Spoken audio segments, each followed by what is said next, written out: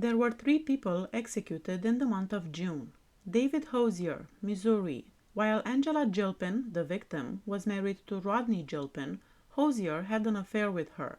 In August 2009, the victim and her husband reconciled and the affair ended. Hosier shot and killed the woman and her husband in September 2009 after breaking into their residence. When the victim was killed, her purse held 3 documents: an application for a protection order against Hosier, service information proving she was aware of Hosier's past criminal history and multiple gun possessions, and a 3rd paper expressing her fear that Hosier would shoot her and her spouse. Hosier went to Oklahoma after the killings, where he was apprehended by local law enforcement. Investigators found 15 guns, multiple types of ammo, a crowbar, a makeshift police baton, latex gloves, a bulletproof vest, and a knife in Hosier's car. All of the weapons discovered within the car were loaded, with the exception of the Sten submachine gun, which was identified as the murder weapon.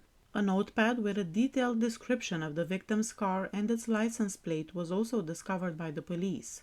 Hosier called and left multiple voicemail messages for a woman who knew both him and the victim in the hours before the killings.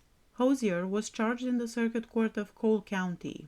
He was found guilty by the jury of first-degree murder, armed criminal action, first-degree burglary, and unauthorized possession of a firearm by a felon. The state provided proof of statutory aggravating circumstances during the penalty phase. Hosier was found guilty of a battery in Indiana, where he struck his ex-girlfriend in the face while she was in handcuffs, resulting in a major assaultive conviction. Over the years, Hosier's defense lawyers have attempted to overturn the death penalty on the grounds that there was insufficient physical evidence to connect Hosier to the killings. At the crime scene, there were no fingerprints, no eyewitnesses, no confession, and no evidence of David's DNA or any personal belongings. Additionally, attorneys contended that Hosier's past assault conviction improperly influenced the jury and should not have been included as admissible evidence in the Gilpin trial. A 19-page clemency petition cites Hosier's case's mitigating circumstances as the pain he experienced as a child from the murder of his own father. When Hosier was 16 years old, his father, Glenn Hosier, an Indiana state trooper, was slain while performing his job. Hosier later served in the U.S. Navy and worked in Jefferson County as a firefighter and emergency medical technician. Governor Mike Parson denied Hosier's request for clemency. At 11 a.m., Hosier had his last meal. It included apple pie, Texas toast, steak, baked potato, milk, and orange juice. According to witnesses, his eyes were closed during his execution, and at approximately 6:01 p.m., he made his final movement. The Reverend Jeff Hood, Hosier's spiritual counselor, was there in the execution room and placed his hand on Hosier's shoulder. His last statement was, "Now I get to go to heaven. Don't cry for me, just join me when your time comes." Ramiro Gonzales, Texas. Gonzalez admitted to the essay and killing of Bridget Townsend in Medina County, west of San Antonio, while he was serving a life sentence for the kidnapping and essay of Florence Teich in 2002. He also led authorities to Bridget Townsend's remains. Nearly 2 years had passed since she vanished. According to court documents, Gonzalez abducted, essayed, and shot Townsend dead in 2001 while they were both 18 years old. This happened when she stopped him when he was attempting to steal cocaine from her boyfriend's house, who was also his drug supplier. Gonzalez recently filed pleadings seeking to have his sentence reduced to life in prison. He claimed that he was never given a proper post-conviction review and that he was not eligible for the death penalty because a state expert had recanted his testimony that he would be a danger to others in the future, which is a requirement for the death penalty in Texas.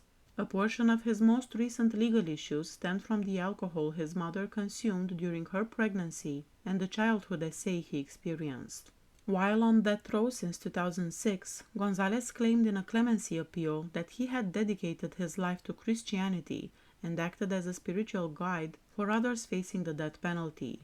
Gonzalez asked for leniency, but the Texas Board of Pardons and Paroles overwhelmingly denied his request. Gonzalez stated in his mercy petition that he regretted his acts and the effect the murder had on Townsend's family on a daily basis. In 2022, he asked for a reprieve in order to donate a kidney to a patient, but his request was rejected. After receiving a chemical injection at the state penitentiary in Huntsville for the January 2001 murder of Bridget Townsend, Ramiro Gonzales, 41 years old, was declared dead at 6:50 p.m. In his final remarks from the death chamber, Gonzalez apologized several times to the victim's family. "I can't put into words the pain I have caused y'all, the hurt, what I took away that I cannot give back.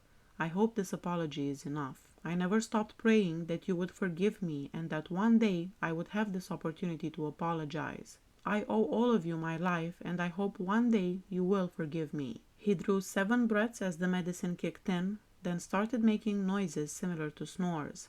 Less than a minute later, everything had stopped moving. Being on Texas death row, he was not granted a special last meal request. Before talking about the last person executed in June, please hit that like button. Richard Norman Rojem Jr., Oklahoma. Layla Dawn Cummings, his former stepdaughter, was 7 years old when Richard Norman Rojem essayed, abducted, and killed her. Layla was taken from the apartment she shared with her mother, Mindy Cummings, and her brother, Jason Cummings, between 10 p.m. on July 6 and 1:15 a.m. on July 7. When Rick Quimby, who worked at a motel across the street, went to check on the kids, he discovered Layla was missing and informed Mindy at work. When Jason's mother left for work, he went to sleep, but when he heard a disturbance, he woke up. He said in court that he didn't hear any cries or struggle, but he did saw Rick. Jason told his father, Don Cummings, in court that he believed Layla was with Rick, but he did not see or hear anything. Don Cummings was Layla and Jason's father. On July 7, a farmer discovered Layla's body in a field. She was killed by neck stab wounds. She had also suffered a stab wound to the private area. Blood had drenched the ground 2 to 3 inches beneath her neck and chest, as well as the area around the private parts of her nightgown. The skin on her buttocks was torn and scratched with nails. Although she suffered blunt force injuries, no genetic material was discovered in her body. The majority of the information linking Rojem to the crime was circumstantial. He recently divorced Mindy because she discovered he was essaying Layla. He was trying to patch things up.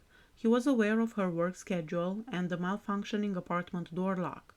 Near the flat, a plastic cup with his fingerprint on it was discovered. His beer had been put in a comparable cup and he had left a bar between 11:50 and 12:20. Rojem contacted his workplace at 1:14 a.m.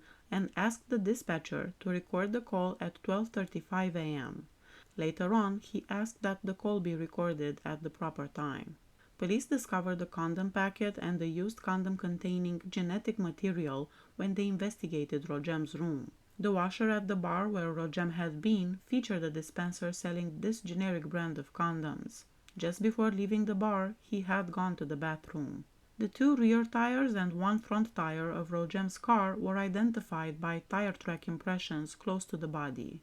The other front tire's track impression did not match the one on Rojem's vehicle. However, the state provided proof that Rojem had changed that tire on July 7 in the morning. The other tires were 15-inch non-radials, whereas that one was a 14-inch radial. Rojem had requested that a co-worker inform the police that he and another employee had changed Rojem's tire following a blowout. "The police may have a tire they used to put me in jail," Rojem warned the co-worker, "and if you don't tell them you changed the tire, it'll be death punishment and 2 lives instead of 1. The co-worker refused to lie. According to a statement from the California Department of Corrections Director, Stephen Harp, the execution began at 10:03 a.m. Beside the death chamber, in a room, Rojem glanced at a few witnesses before the first medicine, the sedative midazolam, started to take effect. When Rojem was being executed, a spiritual counselor was there in the death chamber with him. At 10:08 a.m., Rojem was deemed unconscious. At 10:16 a.m., his death was confirmed. Rojem was served his last meal on Wednesday at 5:48 p.m., which included a small Little Caesars pizza with double cheese and double pepperoni, a ginger ale, and 2 vanilla ice cream cups. When asked if he had any last words, he said, "I don't. I have said my goodbyes." Please hit that subscribe button if you like my channel. See you next time. Bye bye.